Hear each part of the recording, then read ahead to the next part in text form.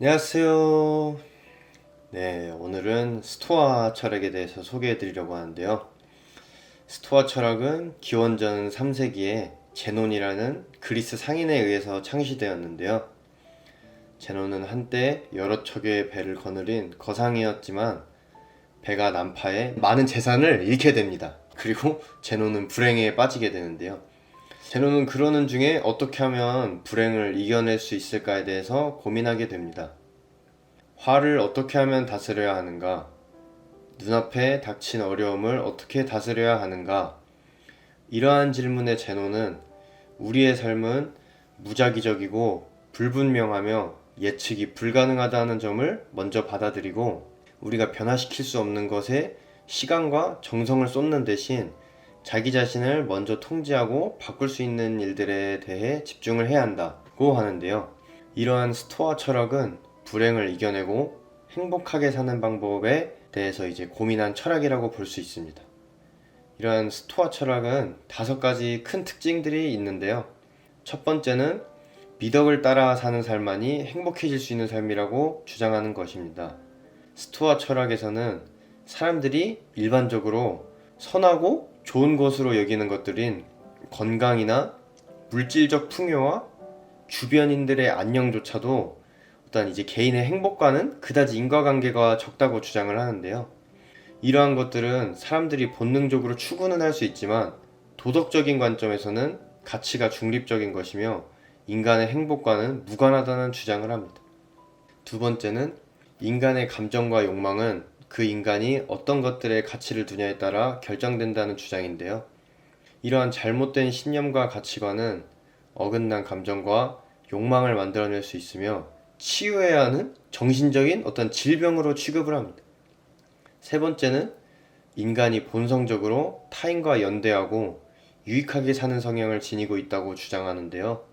이러한 성향을 계속 발전시켜 가족과 공동체에 대한 헌신과 더 나아가 국가와 인류, 우주까지 모두 형제로 여기고 따뜻하게 받아들여야 한다는 주장을 합니다. 세 번째 특징까지 말씀을 드렸는데요. 여기까지 들으실 때 어떻게 보면 너무 살짝 극단적이고 굉장히 금욕적인 요소가 다분하게 들어가 있는데요. 이러한 요소들 또한 스토아 철학의 특징이며 스토아 철학자들 또한 인간이 이러한 이상적인 삶을 완벽하게 이루기는 어렵지만 기본적으로 이러한 이상을 향해 나아갈 수 있는 능력을 가지고 있다고 주장을 합니다. 이어서 네 번째 특징은 자연적인 현상을 윤리적인 것과 결합시키면서 자연학과 윤리학을 이어주는 연결고리를 해주었다는 점인데요. 스토아 철학은 자연과 우주 내에 내재되어진 의미와 목적이 무엇인지를 알아내는 것을 중요시하였는데요. 이러한 견해는 모든 일은 이미 결정되어 있고 일련의 모든 사건들은 신의 목적이나 섭리를 구현하는 것이라고 보는 특징이 있습니다.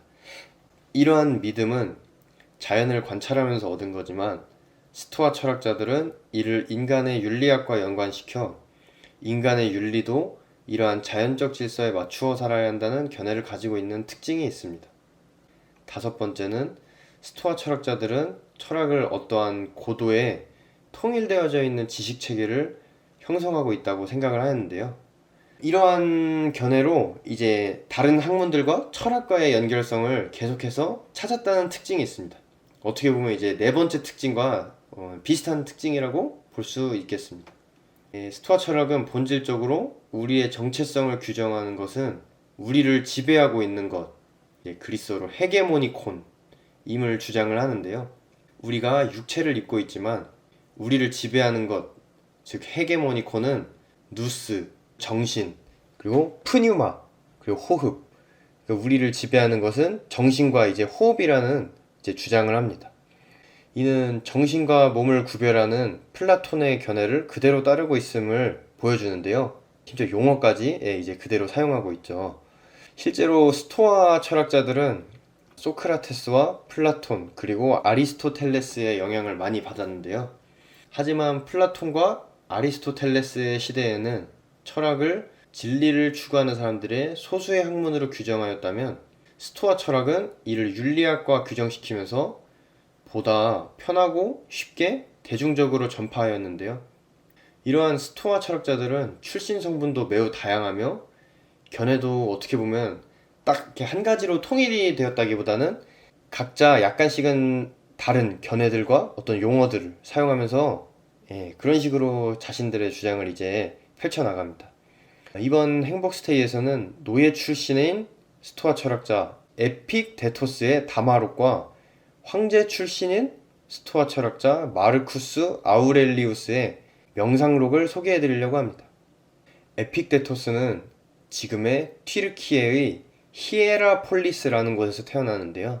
청년의 나이 때 에파프로디투스라는 자의 노예가 되어 로마에서 30년간 노예 생활을 하게 됩니다. 노예 생활을 하는 와중에도 철학에 관심이 많던 에픽데토스는 오늘 소개해드릴 다마록의 내용들을 대부분 만들어내면서 후에 노예에서 해방되고 로마 황제의 철학자 추방령으로 인해 로마에서 추방되어 니코폴리스라는 곳에 정착하고 거기서 생을 마감하게 됩니다. 다마록은 제목 그대로 에픽데토스의 일상생활 중에서의 대화 내용이나 편지, 수업 내용 등으로 이루어져 있는데요. 그로 인해 이야기의 형식이라기보단 에픽데토스의 생각과 견해를 그저 순서에 상관없이 기록해둔 기록물입니다. 그럼 이제 다마록을 소개해드리도록 하겠습니다. 신이 우리에게 준 것들을 어떻게 다 설명하거나 찬양할 수 있겠는가? 그것들은 온전히 알게 된다면 신이 우리에게 준 놀라운 선물들에 대해 말하며 사람들 앞에서나 혼자 있을 때나 신을 찬양하고 신에게 감사하는 일을 어찌 멈출 수 있는가? 땅을 팔 때나 밭을 갈 때나 먹고 마실 때나 늘 다음과 같은 찬양을 신에게 올려드리지 않겠는가? 우리에게 땅을 파는 도구를 주신 신은 위대하시도다. 우리에게 손을 주어 밥을 먹게 하시고 소화시킬 수 있는 능력을 주시며 잠을 자는 동안에도 우리가 알지 못하는 사이에 계속해서 자라게 하시고 숨쉬게 하시는 신은 위대하시도다. 이것은 우리가 늘 불러야 할 찬양이지만 모든 찬양 중에서 가장 장엄하고 거룩한 찬양은 이런 것이다. 이런 것들을 이해할 수 있는 지성을 우리에게 주시고 사용하게 하신 신은 위대하시도다. 그런데 이것을 어찌하나? 너희 중 대부분은 눈이 감겨서 이것을 알지 못하니 누군가는 찬양을 하는 일을 해야 하지 않겠는가? 나는 늙고 몸도 성치 않으니 신을 찬양하는 일 외에 무슨 일을 할 수 있겠는가? 만일 내가 천사라면 천사의 방식으로 신을 찬양하고 백조라면 백조의 방식으로 신을 찬양하겠지만 나는 이성을 지닌 존재이니 이성으로 신을 찬양하리라. 이것이 내가 할 일이며 그 일을 할 것이며 죽을 때까지 포기하지 않으리. 예전에 새로 만든 등을 내 집에 있는 제단 옆에 두었는데 어느 날 문에서 소리가 나서 급히 나가보았더니 그 등을 훔쳐가고 있는 도둑이 보였다. 그 도둑에게서 무슨 일이 일어나게 될 것인가 나의 내리를 스쳐갔다. 그래서 나는 도둑에게 소리쳤다. 친구야, 내일 자네는 흙으로 만든 등을 보게 될 것에 사람은 무엇을 가졌든 다 이렇게 돼 있거든.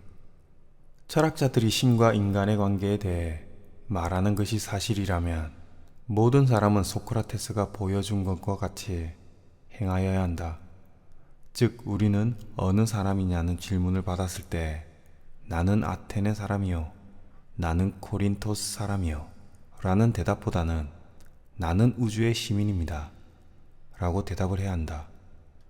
세계가 돌아가는 질서를 깨달은 사람, 신과 사람들로 이루어진 이 공동체가 다른 모든 것을 포괄하는 가장 중요하고 위대한 것임을 아는 사람, 사람의 불꽃이 신으로부터 나의 아버지와 조부에게만이 아니라 이 땅에서 태어나고 자란 모든 것에게 주어졌다는 것을 아는 사람, 이성을 지닌 존재인 사람에게만 특별한 불꽃이 주어져서 오직 그들만이 본성적으로 이성을 통해서 신과 대화할 수 있는 힘을 지니고 있다는 것을 아는 사람이 우주의 시민으로 자처하지 못할 이유가 어디 있고 신의 아들로 불리지 못할 이유가 어디 있으며 사람들 가운데서 일어나는 일들을 두려워할 이유가 과연 어디 있는가?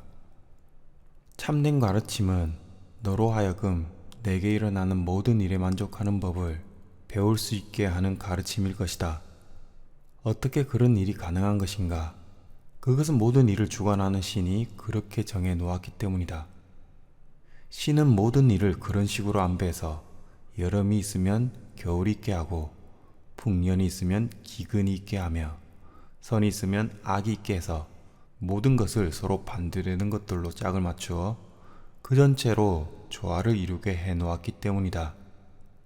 이렇기 때문에 네가 이 세상에서 잃는 것이 있는 경우에는 그것 대신에 반드시 얻는 것이 있다는 것을 늘 기억하라.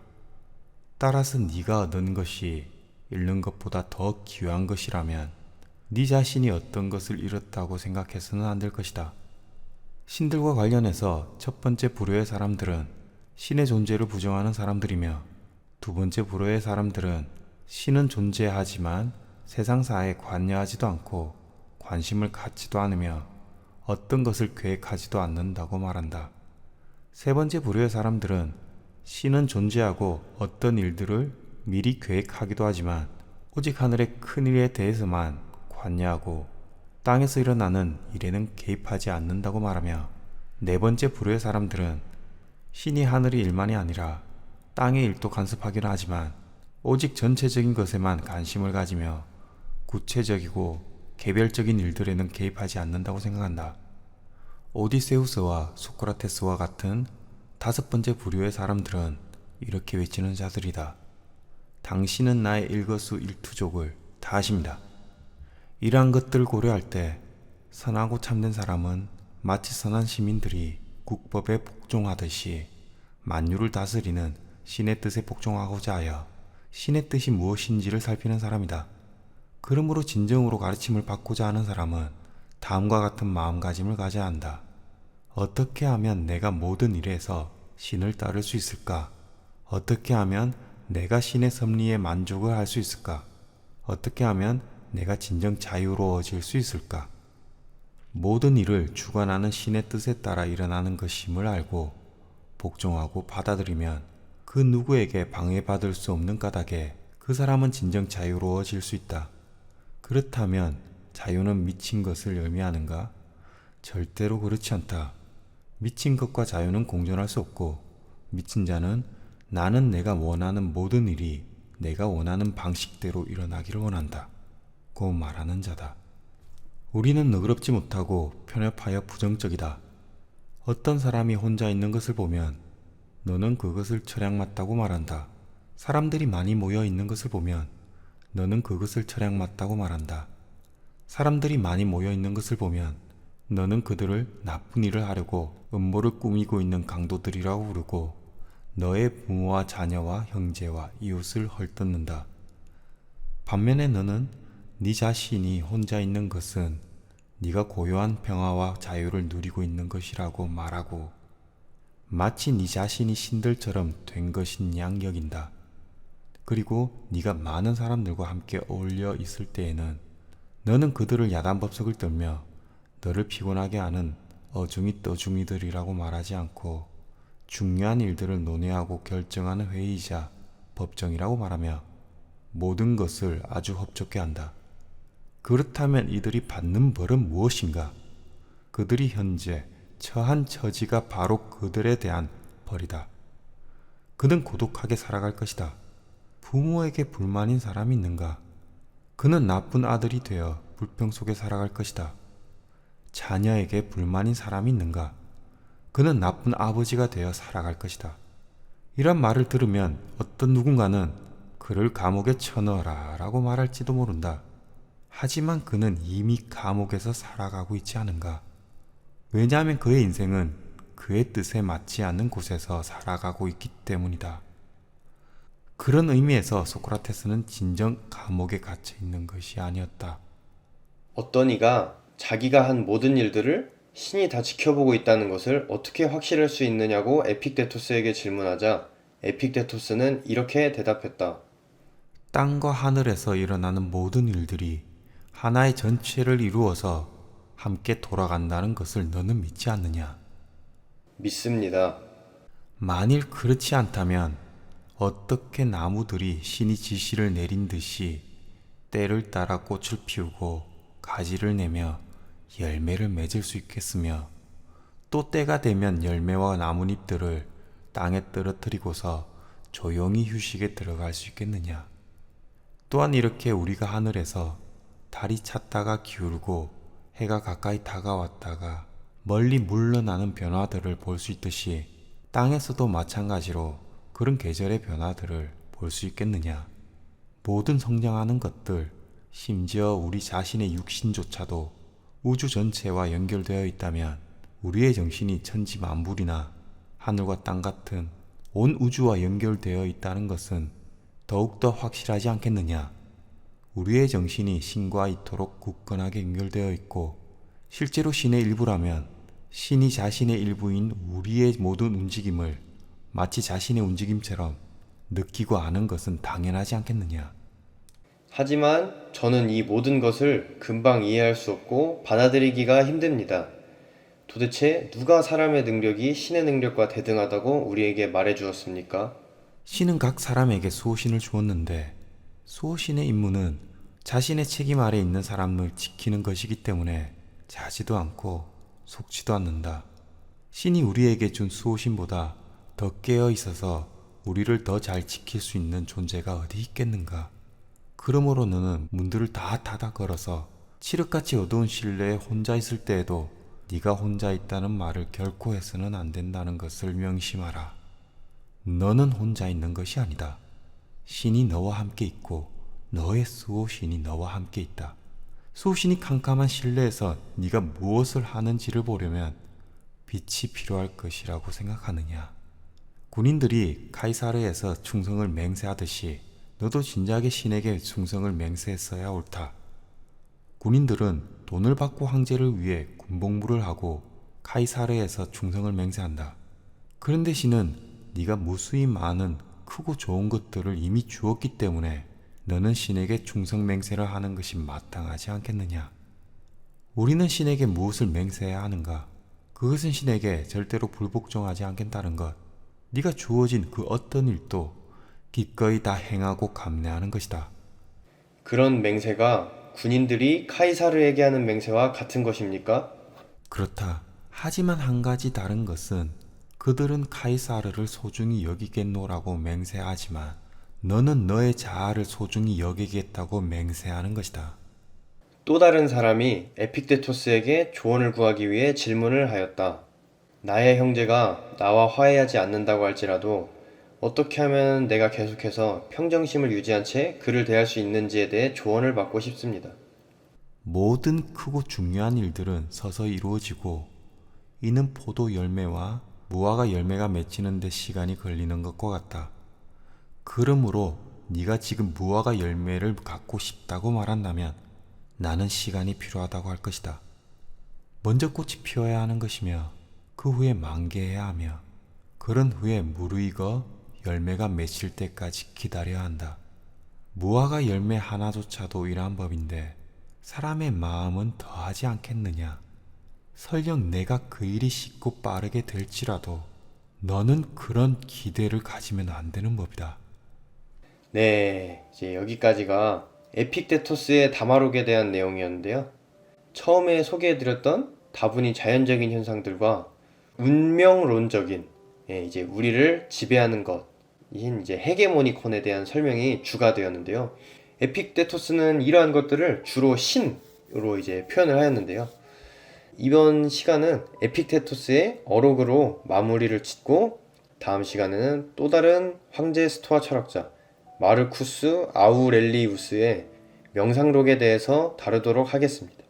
사람들이 기도하고 기원하지 않아도 해는 떠올라서 빛을 비추고 모든 사람의 환영을 받는 것처럼 너는 사람들의 박수갈채와 한호성과 칭송이 없어도 네가 마땅히 해야 할 일들을 행하고 자발적으로 선을 행하라.